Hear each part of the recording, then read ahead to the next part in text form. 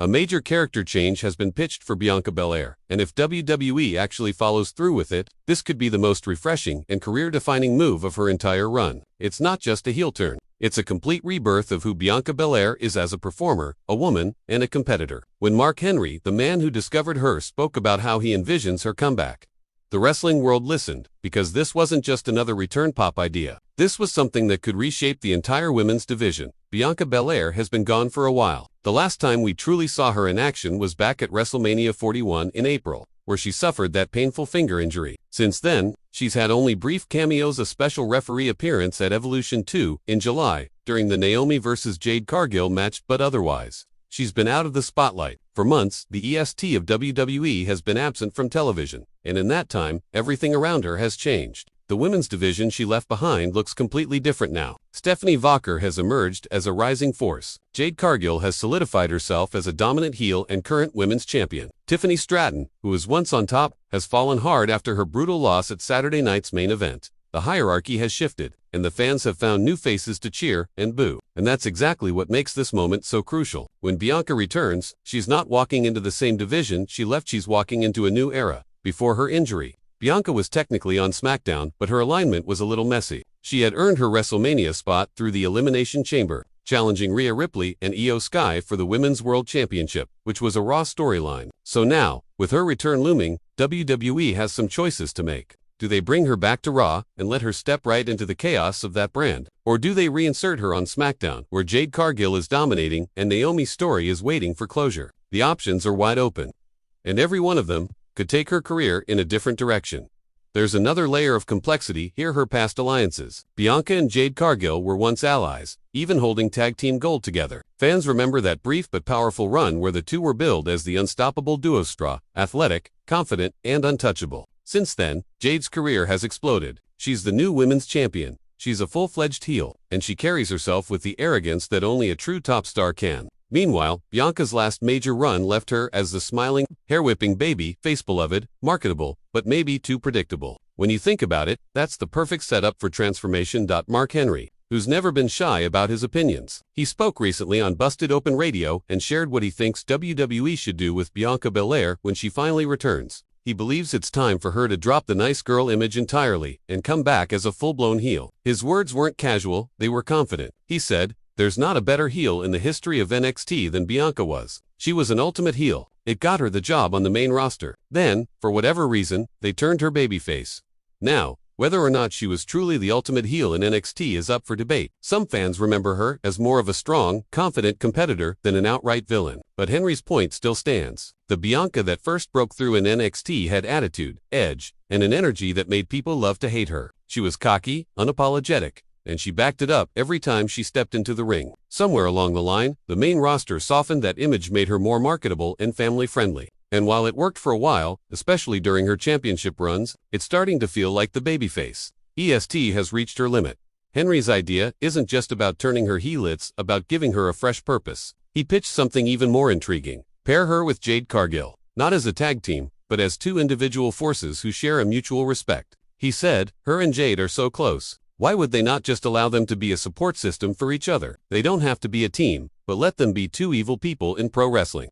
That's the line that caught everyone's attention: two evil people. Think about it. Two women at the top of their game, both physically dominant, both arrogant in their confidence, both beautiful and brutal in equal measure, standing side by side as an unspoken alliance. It's not about friendship, it's about dominance. They could exist in the same space, occasionally helping each other when it benefits them, while also knowing that one day they'll have to collide. It's the kind of long-term storytelling WWE rarely pulls off anymore, but when it works, it's unforgettable. This concept takes what fans already know, their real life friendship, and uses it as emotional fuel. It's believable. We know Bianca and Jade respect each other. We know they've teamed before. So when that alliance slowly turns dark, when they begin to manipulate the division together, fans will buy into it completely. They'll become a dangerous pair, a power duo unlike anything the women's roster has seen in years. It's easy to see why this pitch is brilliant. It checks every creative box WWE has been missing lately. A heel Bianca Belair would instantly shake things up. Fans have grown comfortable with her image, and as much as they love cheering for her, they've seen this version before.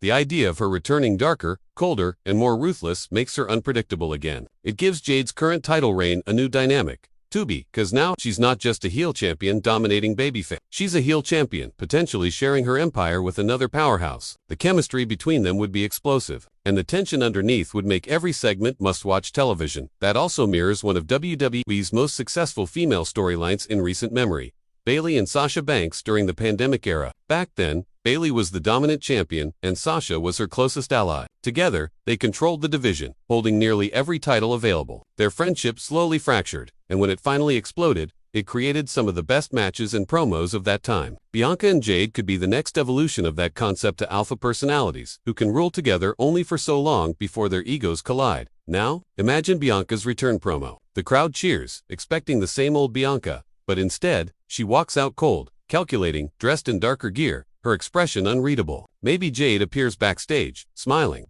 saying nothing, but the message is clear.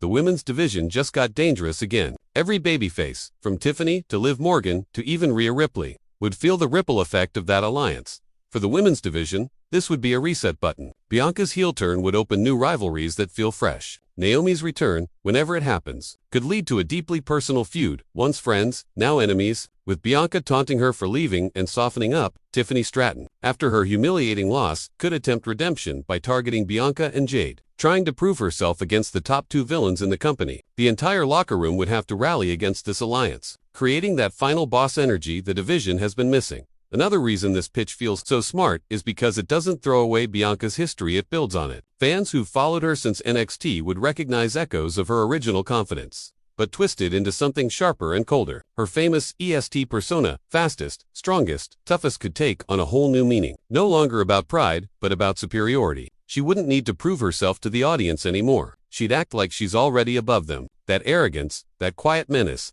would make her even more compelling. This turn would also give Bianca's in-ring style a chance to evolve. As a heel, she can be slower, more deliberate, more brutal. Every hair whip, every power move, could carry more venom. She could start mocking her opponents mid-match, laughing after each devastating move. The crowd that once loved chanting for her would start booing. And that's exactly the kind of emotional response WWE needs. Because the best villains are the ones we used to love. When you step back and look at the bigger picture, this idea could be the spark that reignites WWE's women's division entirely. With Jade as the reigning heel champion, Bianca's return would immediately raise the stakes. Together, they could dominate for months, appearing untouchable until small cracks begin to show. Maybe one outshines the other. Maybe jealousy creeps in. Maybe the inevitable showdown happens at WrestleMania, collision of two queens who built their empire together and then burned it down fighting for control.